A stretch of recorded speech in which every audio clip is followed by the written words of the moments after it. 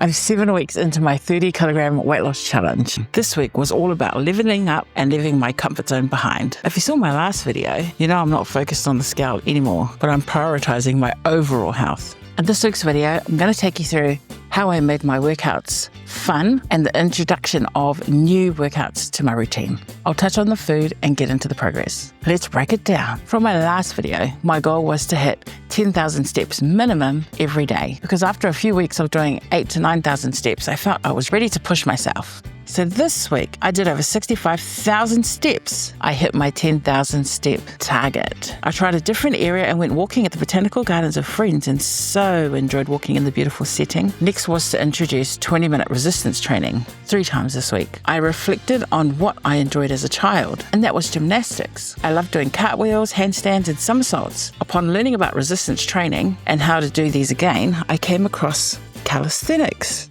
My eyes lit up. I was inspired to give this a go. This was a big step up from my current training, but I was excited to try. I set 2 new but very challenging goals I like to achieve by the end of this challenge. The first one being able to do a handstand unassisted, and the second one being to be able to do 1 pull-up. I looked up places where I could go to incorporate these new goals and begin the calisthenic exercises this week and found a local calisthenic park. I had the whole place to myself and enjoyed my very first workout. Just like today, this is the very part. It was humbling. I tried everything from different types of push-ups to a few plank variations. It felt awkward at first and I definitely wasn't perfect. I know I have lots to work on, especially with my form, but that was the point. It was about building functional strength and just seeing what my body could do.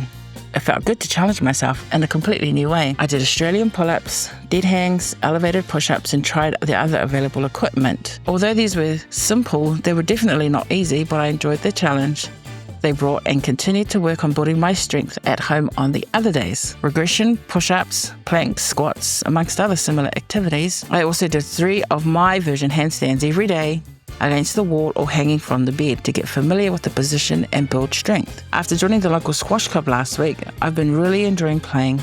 It's fun, high energy, and helps to get my step count up really fast. My friends that I play with are in their 60s, 70s, and 80s. They're still pros and have been teaching me their techniques and skills, which has helped me to get better each time I play. Movement is so important in everyday life, not just for weight loss. So, trying new things and setting new goals has helped me to keep my workouts fun. If it's not enjoyable and fun to do, then it's not going to be sustainable. Moving on to food, I achieved the daily goal of 2,000 calories limit, as well as 2 liters of water each day. Where's my water bottle? I drink 2 of these bottles. This is 1 liter to get my 2 liters in. And I also have my glass of water upon waking, my infused water. So definitely making the 2 liter mark. Plus exercise definitely helps to drink more water because you've got to stay hydrated. Now with my food, I was mindful of the timing of my last meal, not to be after 7 p.m. and to be more closer to 5. The earlier I eat dinner, my morning hunger can start earlier. A goal I forgot to mention was that I have been trying to eat my breakfast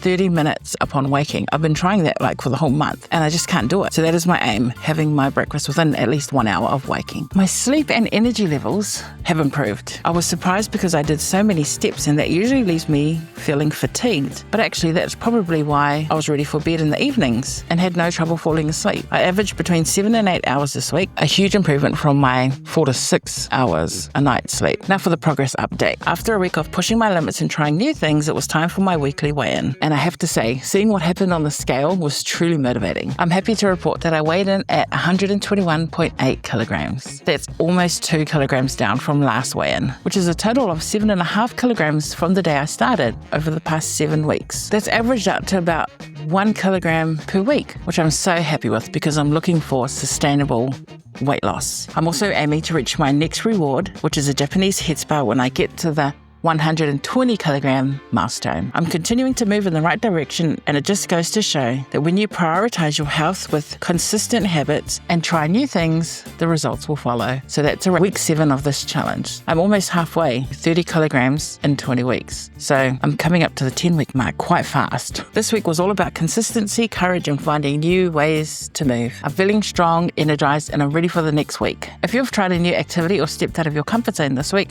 Let me know in the comments below. I'd love to read your story. And if you enjoyed this video, then don't forget to hit the like button and subscribe so you can follow my progress as I continue to explore new ways to thrive. Also, if you'd like to support my journey, check out the links in the description below. In the next episode, I'll be sharing some healthy and filling recipes that help me to keep on track, so you won't want to miss that. Thanks for joining me on this journey. Thrive with me and do something today that gives you a sense of thriving. Bye for now. Do that every day, you'll get stronger. I'm stuck. I could have told you that, right? Now I should take a photo of you and say she's stuck.